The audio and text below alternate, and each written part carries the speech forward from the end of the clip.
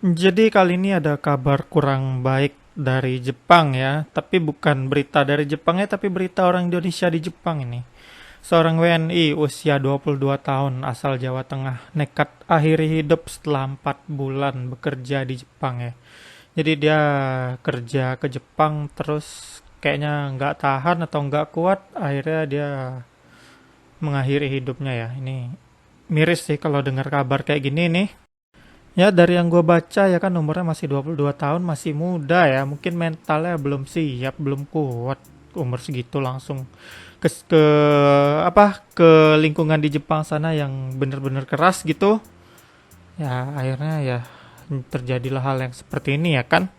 Di sini dituliskan sih penyebab bunuh dirinya nggak diketahuin gitu, tapi di sini KBRI atau Kedutaan Besar Republik Indonesia yang di Jepang itu mengingatkan untuk kalau kalian punya tekanan atau masalah silakan. Kalau mau konsultasi hubungin tuh nomor KBRI-nya, ada nomor teleponnya tuh plus 81 80 3506 88612. Ya buat kalian yang kerja di Jepang yang rasa-rasa mental lagi capek, gak kuat gitu ya silakan dihubungin KBRI-nya ya kan. Karena memang orang-orang kayak gitu tuh butuh konsultasi, jangan merasa lemah lah gitu. Maksud gue jangan nganggap kalau berkonsultasi sama orang lain itu merupakan kelemahan ya kan, ya akuin aja istilahnya konsultasi terhadap masalah kita tuh ya diperlukan lah ya, apalagi kita bicara Jepang ini loh. Jepang kita tahu sendiri lah Jepang di mana orang lokalnya aja di sana banyak yang bundir, apalagi WNI yang ke sana pasti tekanannya juga gak kalah berat ya kan sama orang yang di sana. Dan tadi gue nemu screenshotan ini sih dari Neo Japan ini, dia speak up sedikit mengenai hal ini. Dia udah ngekontak dengan keluarganya, kabarnya sih si pria tersebut emang mengaku nggak betah lah kerja di sana, apalagi dia nggak betah dengan tekanan seniornya yang orang Jepang gitu.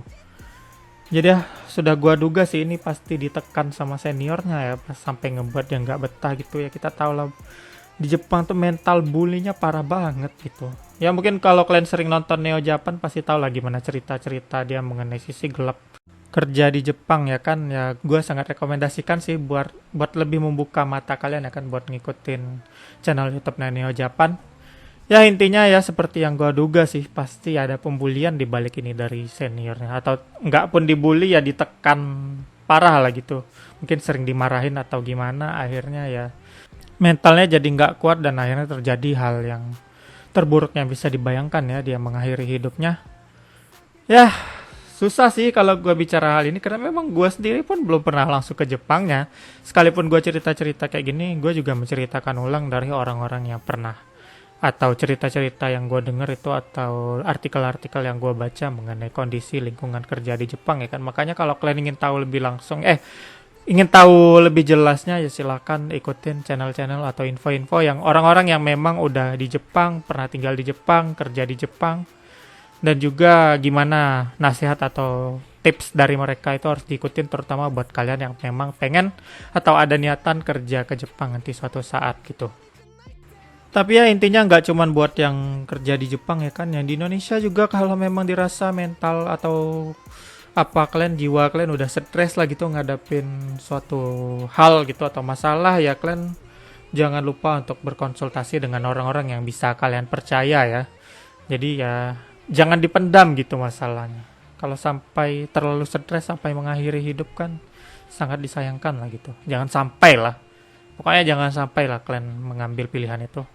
Ya gue rasa itu aja dulu yang bisa gue bahas soal ini. Sampai ketemu di video lain ya.